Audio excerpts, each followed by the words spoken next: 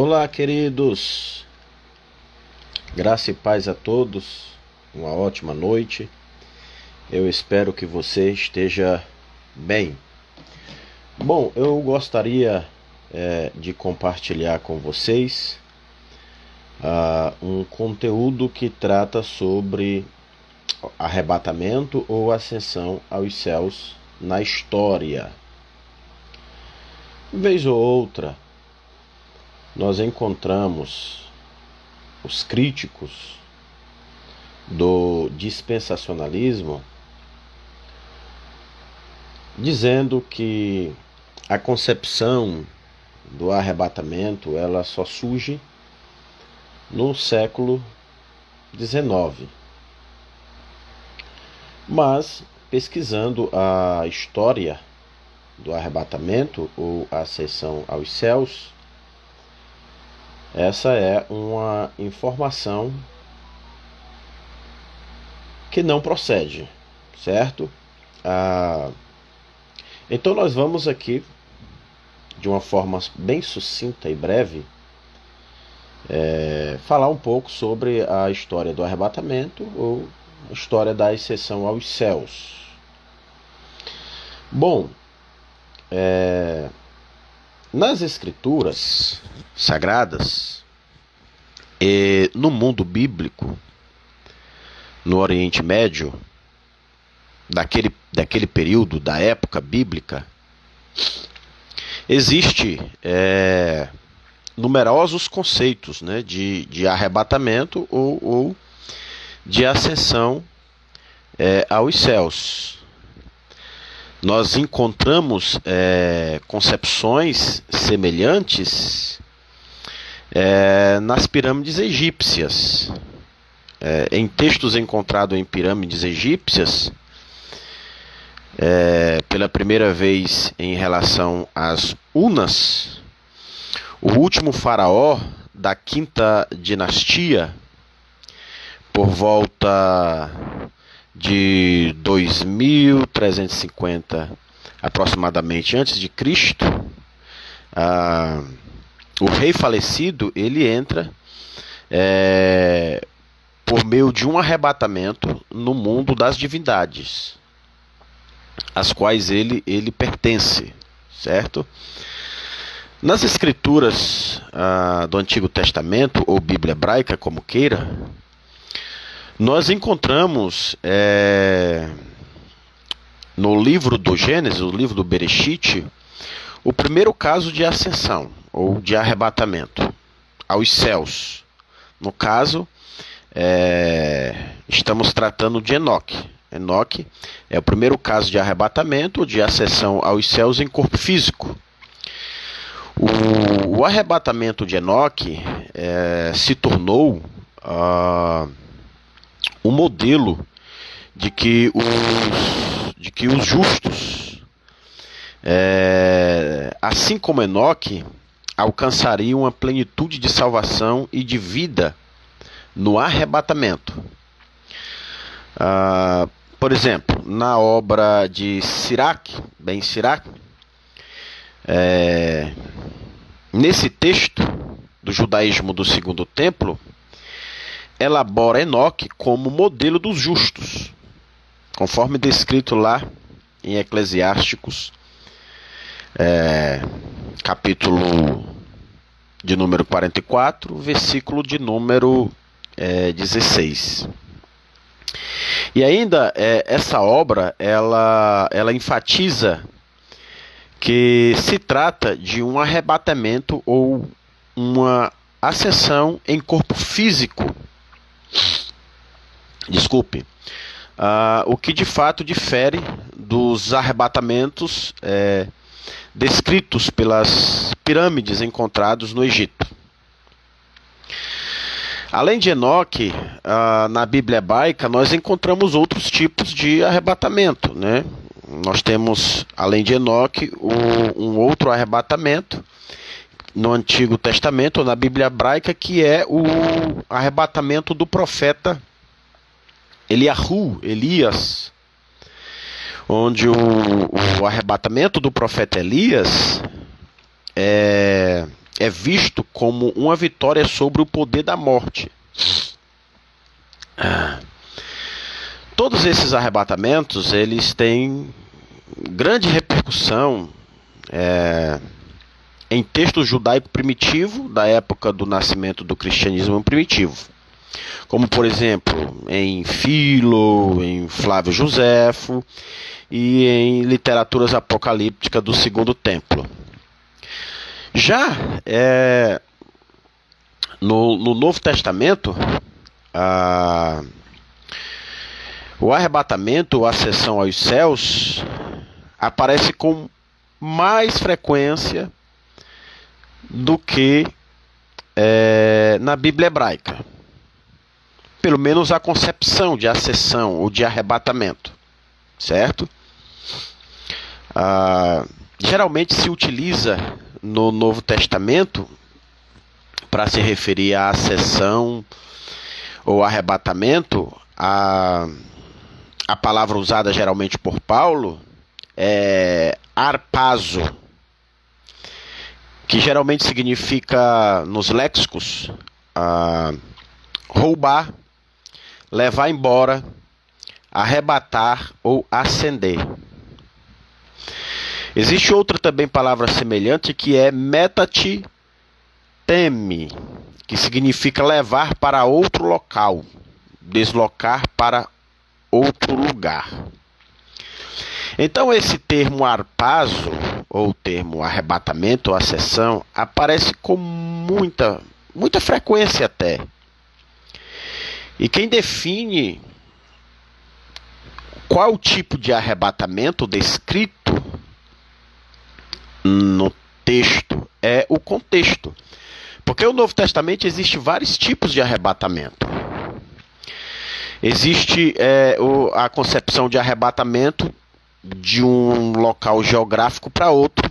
Por exemplo, lá em Atos 8, 39 a 40, diz assim: quando saíram da água, o Espírito do Senhor arrebatou Filipe, e o eunuco não o viu mais, e este foi seguindo o seu caminho, cheio de alegria. Mas Filipe foi visto outra vez em Azoto, seguindo viagem, evangelizava todas as cidades até chegar a Cesareia. Então aqui esse texto fala claramente, usando o termo Filipe foi arrebatado, a ideia de ser transportado de um local geográfico para outro. Coisa que na concepção ali daquele período era muito comum, né? Segundo Craig Kennan, no seu comentário histórico-cultural da editora Atos, ele disse que havia os praticantes da alta magia naquela época que achavam que tinham poder de voar de um local para outro, né? Então aqui em Atos 8:39 nós temos essa concepção de que, de uma forma sobrenatural, poderosa, Felipe é deslocado, trasladado de um local geográfico para outro. Então aqui nós temos um tipo de arrebatamento. Também aparece com muita frequência no Novo Testamento um outro tipo de arrebatamento, que é o arrebatamento de espírito. A pessoa ser arrebatado em espírito para experimentar revelações divinas. E esse arrebatamento onde a pessoa sai desse nível aqui terreno para um nível do plano divino, aparece muito comum, como no caso de Paulo, né? Paulo, ele disse que foi arrebatado ao terceiro céu, e diz que não se sabe se foi no corpo ou fora do corpo. Embora ele fale na terceira pessoa do singular, com o objetivo de não se vangloriar, está claro aqui esse tipo de arrebatamento, né? Como também em Apocalipse, né? Na literatura apocalíptica de João, aonde João disse que foi arrebatado em espírito no dia do Senhor, né? E nesse arrebatamento ele tem aí revelações. Então nós temos essas concepções de arrebatamento, e também nós temos a concepção de arrebatamento que Paulo descreve em Tessalonicenses, né? Paulo utiliza um termo arrebatamento em Tessalonicenses, né? Onde tem um trecho que ele fala que nós seremos arrebatados vivo. Esse tipo de arrebatamento, pelo contexto da carta paulina, se difere de todos os tipos de arrebatamento mencionado por mim há alguns minutos. Tudo nos leva a crer, pelo texto, que será uma retirada dos crentes desse mundo, dessa sociedade, né? Nós costumamos a falar desse tipo de arrebatamento chamando ele de arrebatamento escatológico. Então, Paulo se utiliza desse termo arrebatamento de diversas vezes, e uma delas em Tessalonicenses para falar de um arrebatamento em nível escatológico, que será a retirada da Igreja do Senhor dessa sociedade. Tudo nos leva a crer. E esse arrebatamento será em que período da história? Antes, durante ou depois da tribulação? Bom, esse é um assunto que poderíamos discorrer, mas é possível, pelos grandes movimentos apocalípticos daquele período que influenciou muito os primeiros cristãos sendo judeu, de que eles tinham sim a concepção de que haveria uma retirada que salvaria os seguidores de Cristo das catástrofes que ocorreria no mundo.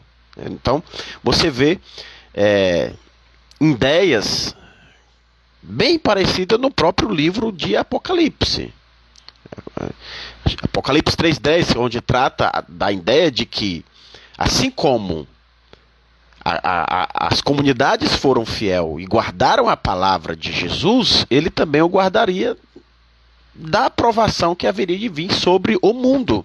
Então, essa concepção apocalíptica de que haveria uma preservação da igreja nesse período, ela não é totalmente estranha dentro das comunidades cristãs primitivas.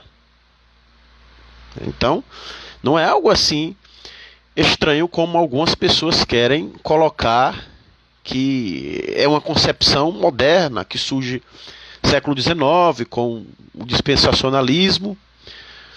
Eu, particularmente, não enxergo assim. Concepção de arrebatamento era comum e também dentro de uma concepção escatológica. Agora, escatologia na história da igreja, eu li uma obra, História das Doutrinas de Berkhof, onde ele fala que realmente escatologia nunca foi consenso. Sempre houve quem divergisse, desde os pais da igreja, em questões escatológicas, né? Então, nós não podemos ser sectários em achar porque uma denominação é pré, outra é pós, outra é meso, que elas estão totalmente equivocadas, né? Criando assim partidarismo, fazendo facções, como se divergir dessa questão escatológica fosse algo tão danoso a ponto de interferir na própria questão salvífica, soteriológica da igreja. Então, eu acho muito interessante quando eu vejo cristãos maduros o suficiente a ponto de conviver até mesmo na igreja com pessoas que pensam escatologicamente diferente um dos outros, porque esse é um ponto que não interfere em absolutamente nada na questão soteriológica do cristão, certo? Agora, de que essa concepção, ela é bem possível ser comum entre os primeiros cristãos, eu particularmente vejo assim, tá? Vejo assim, e não considero o pré como uma heresia, como algumas pessoas querem denominar, certo? Serem os donos da verdade. Então eu acho que deve prezar pelo respeito, pela ética, de que isso é um ponto que sempre se divergiu na história da igreja e de que não interfere absolutamente nada nas questões soteriológicas e os cristãos podem viverem harmoniosamente, até discordando um do outro em determinados pontos escatológicos. Então, essa é a minha opinião, e eu espero que vocês também amadureçam tanto quanto eu amadureci. E que Deus abençoe e tenha uma ótima noite.